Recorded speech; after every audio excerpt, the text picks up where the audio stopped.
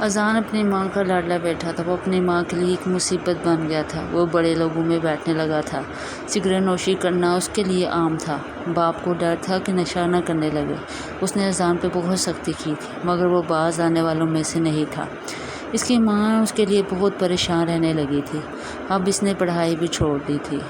اس سب میں اس کی ماں کی غلطی تھی۔ اس کی ماں اس کے سارے لاڈ اٹھاتی تھی۔ اذان اب گھر نہیں آتا تھا۔ اس کے والدین اس کے لیے پریشان تھے، مگر وہ کیا کر سکتے تھے۔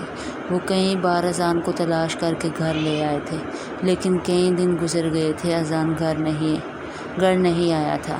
اسے بہت تلاش کیا گیا تھا، مگر وہ مل نہیں رہا تھا۔ لیکن اس کے ماں کے دل میں آج بھی ایک امید زندہ تھی۔ 6 سال بعد اس نے اپنی ماں کو کال کی تھی۔ وہ اپنی ماں کی آواز سن کر رو پڑا تھا۔ ماں کی آواز سن کر وہ سمجھ گیا تھا کہ ماں بیمار ہے۔ وہ پاکستان سے باہر چلا گیا تھا۔ اب وہ پہلے جیسا نہیں رہا تھا۔ اس نے دنیا کے سارے رنگ دیکھ لیے تھے۔ اس نے دوست، احباب سب دیکھ لیا تھا۔ اس کی ماں جیسا پیار اور محبت کسی نے اسے نہیں دی تھی۔ وہ باہر جا کر کسی حادثے میں پھنس گیا تھا۔ پولیس اس کے پیچھے پڑی تھی۔ اسے ہر دفعہ اپنا گھر بدلنا پڑتا تھا۔ پولیس اسے مارنا چاہتی تھی، مگر وہ ہر بار بچ جاتا تھا۔ اس کی ماں کی دعا آج بھی اس کے ساتھ تھی، مگر اب وہ ہار گیا تھا۔ اب وہ پاکستان آنا چاہتا تھا۔ زندگی اس کی تنگ تھی۔ ماں کی آواز نے اس کی کچھ ہمت بڑھائی تھی۔ وہ اپنی ماں کے پاس آنا چاہتا تھا۔ وہ کسی کشمکش میں تھا۔ وہ اپنے بچپن کے دن یاد کرنے لگا تھا۔ وہ دنیا کے ہر رنگ دیکھ چکا تھا۔ وہ سمجھ گیا تھا کہ ساری دنیا پیسوں سے چلتی ہے۔ وہ پیسے کے نشے میں ڈوب کر سمجھ گیا تھا کہ ان حرام کاموں میں کچھ نہیں رکھا۔ اسے کسی چیز سے ڈر نہیں لگتا تھا۔ وہ اس دنیا میں چلا گیا تھا جہاں سے آنا مشکل تھا۔ وہ خود بھی سمجھ گیا تھا کہ موت کے علاوہ اس کے پاس کوئی راستہ نہیں۔ وہ خود بھی مرنا چاہتا تھا۔ وہ اس رنگین دنیا سے جانا چاہتا تھا، مگر وہ اپنی ماں سے ملنا چاہتا تھا۔ اذان اپنی ماں کا وہ لاڈلا بیٹا تھا جس کو اس کی ماں نے بڑے پیار سے پالا تھا۔ اپنے منہ سے نوالا نکال کر اس کو کھلا دیتی تھی۔ آج پاس کی اتنا ہی پیار کرتی تھی۔ ماں کی آواز سن کر پتہ چل رہا تھا کہ اسے اس کے بیٹے کی جدائی نے مار دیا ہے۔ وہ کیسے بھی کر کے ایک دفعہ ماں سے ملنا چاہتا تھا۔ ماں اور بیٹے کے درمیان ہونے والی گفتگو کو کوئی سن لیتا، شاید وہ خود بھی مر جاتا۔ ماں ایک ایسی ہستی ہے جس کا کوئی مقابلہ نہیں۔ اذان کی آواز ماں کے کانوں میں گونجی تھی۔ ماں، میں اذان ہوں۔ ماں، آپ نے مجھے پہچانا؟ میں اذان ہوں، آپ کا نافرمان بیٹا۔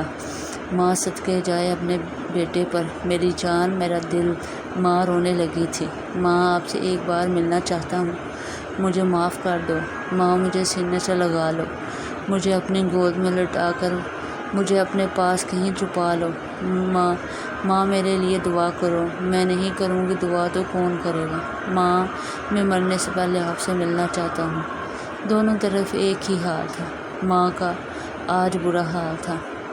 اذان کے منہ سے نکلنے والے الفاظ ماں کو مرنے سے پہلے مار رہے تھے۔ اس سے پہلے اذان کچھ اور بولتا۔ فون بند ہو گیا تھا۔ پولیس تلاش کرتی کرتی گھر تک آ گئی تھی۔ وہ بھاگتا ہوا ایک اسٹور میں پہنچ گیا تھا جہاں ایک لڑکی کام کر رہی تھی۔ وہ اذان کی حالت دیکھ کر سمجھ گئی تھی۔ پولیس کے آتے ہی اس نے کہہ دیا تھا یہاں کوئی نہیں آیا تھا۔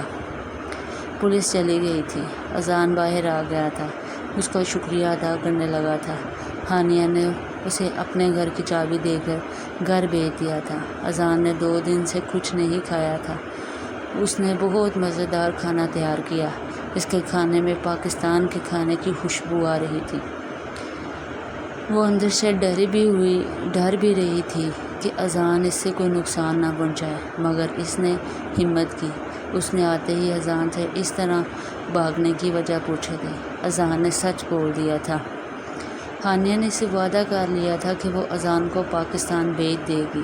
پھر ان دونوں نے ساتھ کھانا کھایا تھا۔ صبح ہوتے ہی ہانیہ نے اذان سے پیپر میرج کر دی تھی۔ وہ فوراً پیپر جمع کروا دیے تھے۔ وہ دونوں کچھ عرصہ ساتھ رہے، مگر آج تک اذان نے اسے ہاتھ تک نہ لگایا تھا۔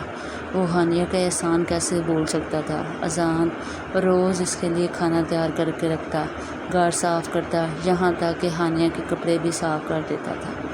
ہانیہ چاہتی تھی کہ وہ نہ جائے، مگر اپنے وعدے سے پیچھے ہٹ نہیں سکتی تھی۔ وہ بھی پاکستان جانا چاہتی تھی، مگر گھر کی مجبوریوں نے اسے کبھی پاکستان جانے ہی نہیں دیا تھا۔ اذان کے جانے کا وقت آ گیا تھا۔ وہ جاتے ہوئے ہانیہ کو ایک تحفہ دیا تھا اور اسے نصیحت کی تھی کہ وہ اس کے جانے کے بعد کھولے۔ اذان پاکستان پہنچ گیا تھا۔ وہ سیدھا اپنی ماں کے پاس گیا تھا۔ ماں تو آخری سانسیں لے رہی تھی۔ وہ اذان سے ملے بغیر کیسے جا سکتی تھی؟